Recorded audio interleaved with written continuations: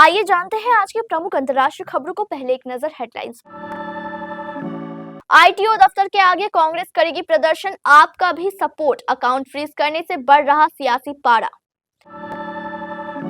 BJP ने राज्यसभा चुनाव में भी चौंकाया, कई मंत्रियों के काटे टिकट, इन नेताओं की सरप्राइज एंट्री।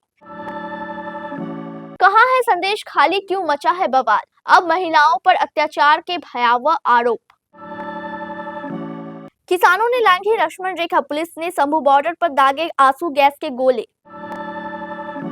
हाईटेक तकनीक, जैमर, सीसीटीवी, सख्त पहरे में होगी यूपी की सबसे बड़ी पुलिस भर्ती परीक्षा। इस नए परमाणु हथियार से रूस मचा देगा तबाही, अमेरिका के खुलासे से मची सनसनी। चांद पर जहां अब तक कोई नहीं गया, वहां से सैंपल लाएगा चाइना। सोना चांदी हुआ महंगा, जाने आज क्या है 10 ग्राम गोल्ड का रेट। रकुल प्रीत और जैकी की शादी की रस्में शुरू, ढोल नाइट पर फैमिली के साथ भगनानी के घर पहुंची एक्ट्रेस। और ईशान किशन ने बीसीसीआई का आदेश फिर किया अनसुना। दिल्ली प्रदेश कांग्रेस कमेटी यानी डीपीसीसी ने 17 फरवरी 2024 को आयकर कार्यालय आईटीओ के बाहर प्रदर्शन की घोषणा की है। शनिवार को दोपहर 2:30 में होने वाला विरोध प्रदर्शन कांग्रेस के बैंक अकाउंट फ्रीज किए जाने के जवाब में किया जाएगा। बता दें कि बीजेपी सरकार ने कांग्रेस के खिलाफ ये कदम उठाकर करारा झटका दिया है। कांग्रेस ने इस कार्रवाई की कड़ी निंदा की है और इसे विपक्ष को दबाने और लोकतंत्र को कुचलने के एकमात्र इरादे राजनीति से प्रेरित बताया है। टीपीसीसी ने कहा कि वह इस कदम को उनके संवैधानिक अधिकारों पर जबरदस्त हमला है और लोकतांत्रिक मानदंडों के प्रति भाजपा सरकार की उपेक्षा का प्रमाण मानता है।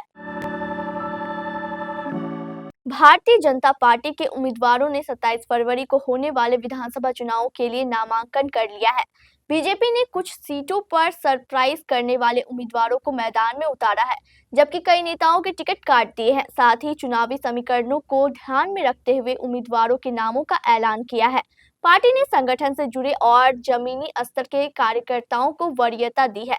बीजेपी का किला माने जाने वाले गुजरात में पार्टी ने राज्यसभा की 4 सीटों के लिए राष्ट्रीय अध्यक्ष जेपी नड्डा, हीरा कारोबारी गोविंद ढोलकिया, डॉक्टर जसवंत सिंह परमार और मयंक नायक को उम्मीदवार बनाया है। खास बात यह है कि इन नामों की दूर दूर तक चर्चा नहीं थी। पश्चिम बंगाल में संदेश खाली मामले को लेकर घमासान मचा हुआ है। बंगाल की पूरी सियासत अभी संदेश खाली के इर्द गिर्द भटक रही है। वहां कुछ महिलाओं ने जो आरोप लगाए हैं वो बेहद संगीन और शर्मनाक है। अलग अलग जांच बिठाई जा चुकी है, लेकिन आरोपियों का अब तक कोई सुराग नहीं मिला है। अब उस मामले को लेकर संदेश खाली सियासी जंग का मैदान बना हुआ है और 3 दिनों से बीजेपी और पुलिस में झड़प जारी है। संदेश खाली में तनाव को लेकर हालात गंभीर है। पूरा इलाका सुलग रहा है। पीड़ित महिलाएं इंसाफ मांग रही है और पुलिस ने संदेश खाली में पहरा बैठा रखा है। बंगाल के कोने कोने में बीजेपी सड़क पर उतर रही है। मुख्यमंत्री ममता बनर्जी के खिलाफ गुस्सा है। पीड़ितों द्वारा जो आरोप लगाए गए हैं वो बेहद संगीन है। किसान आंदोलन के चौथे दिन एक बार फिर से पुलिस ने किसानों पर आंसू गैस के गोले छोड़े। किसानों ने एक बार फिर से आगे बढ़ने की कोशिश की तो पुलिस ने कार्रवाई की। इसके चलते स्थिति एक बार फिर से तनावपूर्ण हो गई। हरियाणा पुलिस के जवानों ने किसानों को आगे नहीं बढ़ने दिया। किसान पंजाब से हरियाणा में प्रवेश करके दिल्ली की तरफ से बढ़ना चाहते हैं। किसान संगठनों ने फैसला किया कि जब तक सरकार के साथ बातचीत चल रही है तब तक किसान एक सीमा से आगे नहीं जाएंगे। 15 फरवरी को चंडीगढ़ में केंद्र सरकार के 3 मंत्रियों की मौजूदगी में किसान संगठन के प्रतिनिधियों की बैठक हुई थी। इसके बाद कोई नतीजा निकलकर सामने नहीं आया था। 2 दिवसीय यूपी पुलिस परीक्षा 17 और 18 फरवरी 2024 को आयोजित की जाएगी। 60,244 सिपाही पद की भर्ती के लिए 48,17,441 अभ्यर्थियों के परीक्षा देने की उम्मीद है। इसमें 15,48,969 महिला अभ्यर्थी हैं और 6 लाख से अधिक अभ्यर्थी अन्य राज्यों से हैं। 2 दिन में 4 पाली में परीक्षा होगी और हर शिफ्ट में 12,04,360 अभ्यर्थी परीक्षा देंगे। इसके प्रदेश के सभी 75 जिलों में 2,385 परीक्षा केंद्र बनाए गए हैं। साथ ही यूपी पुलिस भर्ती परीक्षा में नकल पर नकेल कसने के लिए कई कड़े सुरक्षा इंतजाम किए गए हैं। पुलिस भर्ती बोर्ड की डीजी रेणुका मिश्रा ने इसे भर्ती का महाकुंभ बताया है। भर्ती परीक्षा में सेंधमारी रोकने के लिए एक नई व्यवस्था की गई है। इस बार परीक्षा केंद्रों में छोटे छोटे जैमर लगाए गए हैं ताकि जैमर के चलते कोई भी इलेक्ट्रॉनिक डिवाइस वहां पर काम ना कर सके। यूक्रेन से युद्ध लड़ रहे रूस को लेकर अमेरिका ने एक सनसनीखेज खुलासा किया है। अमेरिकी राष्ट्रपति आवास व्हाइट हाउस ने कहा कि रूस अंतरिक्ष में उपग्रह को टारगेट करने के लिए हथियार विकसित कर रहा है। रूस द्वारा विकसित किया जा रहा यह हथियार परेशान करने वाला है। व्हाइट हाउस के राष्ट्रीय सुरक्षा सलाहकार जॉन किर्बी ने कहा कि अमेरिका रूस की इस गतिविधि पर बारीकी से नजर रख रहा है। किर्बी ने आगे कहा कि उपग्रहों को डिफ्यूज करने या नष्ट करने के लिए रूस द्वारा विकसित किया जा रहा यह हथियार परेशान करने वाला है।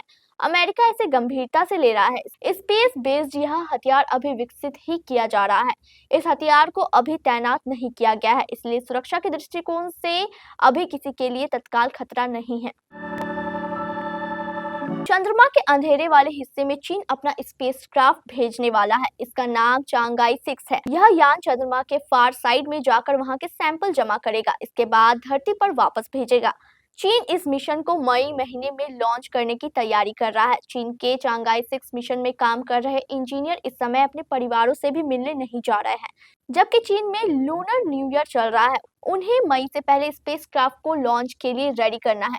चांगाई 6 स्पेसक्राफ्ट हैनान आइलैंड में मौजूद वेनचांग स्पेस पोर्ट पर जनवरी में आ गया था।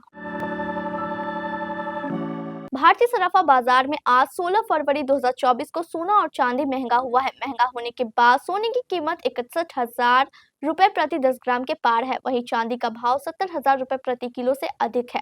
राष्ट्रीय स्तर पर 999 शुद्धता वाले 24 कैरेट के 10 ग्राम सोने की कीमत 61,684 रुपए है, जबकि 999 शुद्धता वाली चांदी की कीमत 70,936 रुपए है।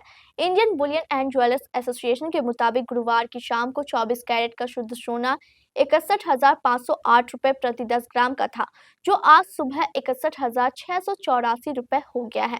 इसी तरह शुद्धता के आधार पर सोना और चांदी दोनों महंगे हुए हैं। जैकी फगनानी और रकुलप्रीत सिंह की शादी का फैंस बेसब्री से इंतजार कर रहे हैं। ये कपल अपने रिलेशनशिप के बारे में अक्सर सोशल मीडिया पर बात करता नजर आता था। अब रकुल और जैकी 21 फरवरी को शादी के बंधन में बंधने जा रहे हैं और शादी के फंक्शन भी शुरू हो गए हैं। जैकी और रकुल गोवा में शादी करने वाले हैं। गोवा जाने से पहले मुंबई में इनकी शादी के फंक्शन शुरू हो चुके थे। जैकी के साथ 15 फरवरी को ढोल नाइट रखी गई थी, जहां रकुल अपनी फैमिली के साथ पहुंची थी। टीम इंडिया से बाहर चल रहे विकेटकीपर बल्लेबाज ईशान किशन इन दिनों सुर्खियों में है। घरेलू क्रिकेट में नहीं खेलने की वजह से उनका नाम छाया हुआ है। दरअसल रणजी ट्रॉफी से उनकी अनुपस्थिति जारी रही।